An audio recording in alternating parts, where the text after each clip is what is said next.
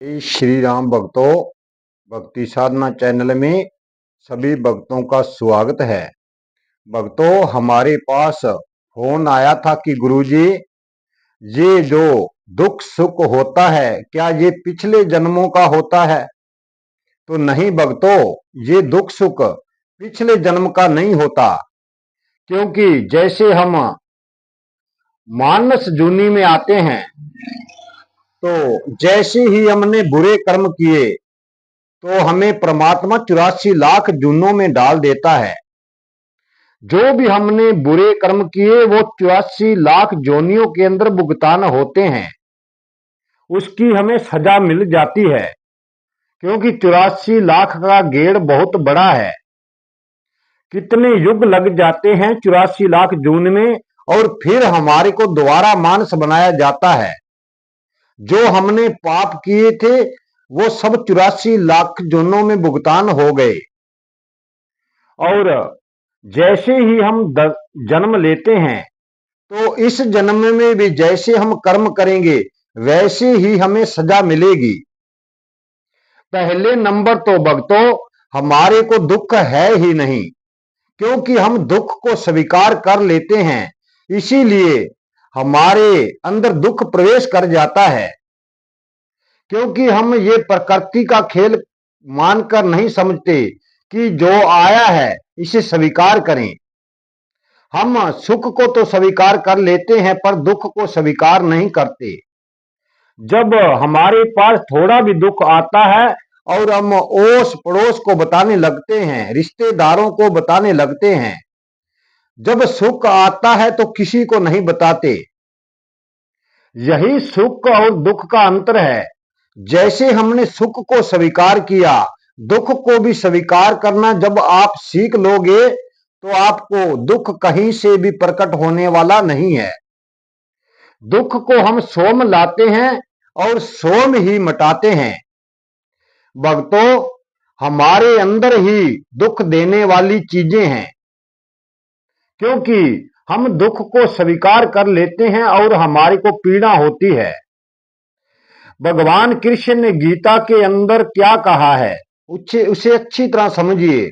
उसने कहा, हे अर्जुन, दुख और सुख को सम समझने वाला ही सबसे बड़ा योगी होता है।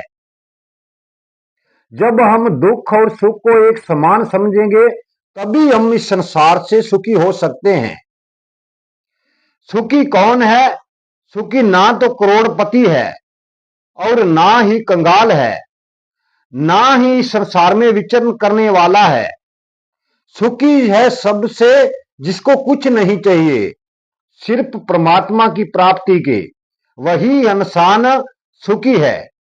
क्योंकि दुनिया के इंसान को तो बहुत चीजें चाहिए होती हैं, उसको तो किसी न किसी चीज की लालसा पड़ी रहती है। आज लाखपति हैं, कल करोड़पति बनेंगे। आज हमारे पास नई नई चीजें आए, इसी के अंदर फंसकर हम दुखी होते रहते हैं। तो जो भगवान की प्राप्ति करता है, परमात्मा की प्राप्ति करता है, उसे कुछ नहीं चाहिए होता है अलावा छत के। उसको एक छत चाहिए होती है, 2 टाइम की सिर्फ खाने के लिए रोटी चाहिए होती है, और तीसरे नंबर वो परमात्मा का नाम जप कर मुक्त होना चाहता है। तो भक्तों, इस संसार ही दुखों का कारण है। परमात्मा का नाम लीजिए और इससे धीरे धीरे बाहर निकलिए, तो एक दिन आपको ऐसा सुख होगा कि आप समझ नहीं पाओगे। क्योंकि भक्तों, हमें एक दिन संसार से विदा होकर जाना है, जहां पर ना राजा रहा, ना रंक रहा, ना ऋषि रहते हैं, ना महात्मा रहता है। जो आया है एक दिन सभी को यहां से लौट कर जाना है। हम यहां किराए के घर में रहते हैं। धीरे धीरे समझो हमारा किराया पूरा हो रहा है।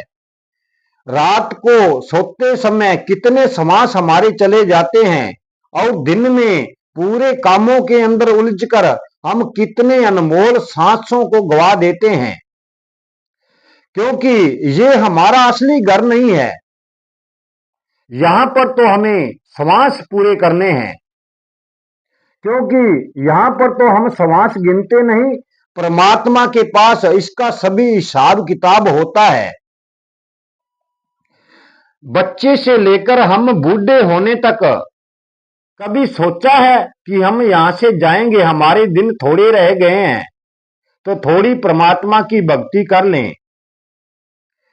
चाहे यहां जवान है चाहे बूढ़ा है, वो सिर्फ लालसा के अंदर पड़ा हुआ है, काम क्रोध मोह लोभ के अंदर फंसा हुआ है।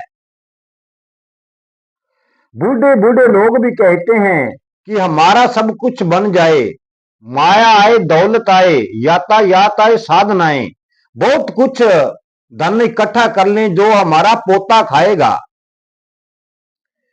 भक्तों, यहाँ सोच विचार करने वाली बात है। आप खुद भी खा पाओगे या नहीं इसका भी तो पता नहीं है।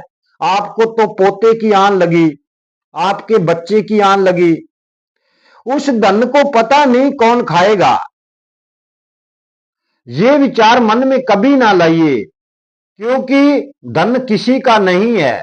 जिस ईश्वर ने भेजा है सभी कुछ उसी का है, इसे कभी स्वीकार मत करो। हाँ, कर्म करना पड़ता है। कर्म के लिए जितना हमें पैसा चाहिए, धन दौलत चाहिए, उतना कमाओ और शाम को सुबह परमात्मा की प्राप्ति करो। सबसे बड़ी माया है परमात्मा की प्राप्ति करके जाना, क्योंकि इसी गेड़ में नहीं तो हम फंसे रहेंगे 84 लाख जोनियों के अंदर। 84 लाख जोनियों से हम तभी मुक्त होंगे जब परमात्मा की श्रद्धा पूर्वक भक्ति करेंगे और उसकी शरण में जाएंगे।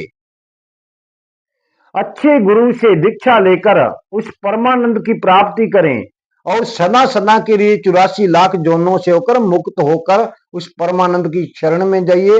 भक्तों, आज की वीडियो हम यहीं समाप्त करते हैं। जीवन रहा तो कल की वीडियो में फिर मिलेंगे। वीडियो को लाइक शेयर और सब्सक्राइब जरूर कर देना कि हर भक्त को इसका लाभ मिले। जय श्री राम।